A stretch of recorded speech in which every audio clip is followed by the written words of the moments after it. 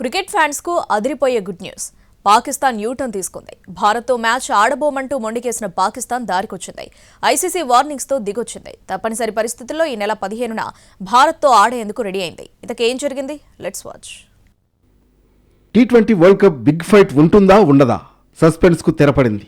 భారత్తో టీ20 ప్రపంచ కప్ మ్యాచ్లు ఆడేదే లేదన్న పాకిస్తాన్ యూటర్న్ తీసుకుంది. ఐసీసీ వార్నింగ్లతో దిగొచ్చిన దాయాది దేశం చేసేదేమీ లేక డాంబికాలను కట్టిపెట్టింది. భారత్తో మ్యాచ్ బాయ్కాట్ విషయంలో తోకముడిచింది. భారత్తో మ్యాచ్ ఆడేందుకు ఒప్పుకుంది. నిన్న సాయంత్రం మ్యాచ్ ఆడమని పాకిస్తాన్ను బంగ్లాదేశ్ కోరడం, వెంటనే Pakistan cricket board chairman Mohsin Naqvi Pak ప్రధానితో మాట్లాడతానని చెప్పడం, ఆ వెంటనే పాకిస్తాన్ ప్రధాని గ్రీన్ సిగ్నల్ ఇవ్వడం అన్నీ వెంటనే జరిగిపోయాయి. ఫిబ్రవరి 15న కొలంబో వేదికగా భారత్ పాకిస్తాన్ మధ్య మ్యాచ్ జరగాల్సి ఉంది. అయితే ఈ మ్యాచ్ను బాయ్కాట్ చేస్తున్నట్లు ఇటీవల పాకిస్తాన్ క్రికెట్ బోర్డు ప్రకటించింది. బంగ్లాదేశ్ను వరల్డ్ కప్ నుంచి ఐసీసీ తప్పించడంతో బంగ్లాకు మద్దతుగా భారత్తో మ్యాచ్ను బాయ్కాట్ చేసింది పాకిస్తాన్.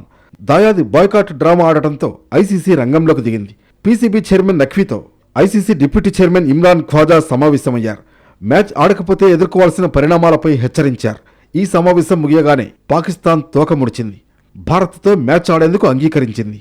మరోవైపు టీ20 ప్రపంచ కప్లో పాల్గొనకపోయినప్పటికీ బంగ్లాదేశ్పై ఎటువంటి ఆంక్షలు ఉండబోవని ఐసీసీ ప్రకటించింది. అంతేకాకుండా 2031 ప్రపంచ కప్ లోపు ఏదైనా ఐసీసీ టోర్నీని నిర్వహించే అవకాశం కూడా బంగ్లాదేశ్కు కల్పించనున్నట్లు ఐసీసీ స్పష్టం చేసింది.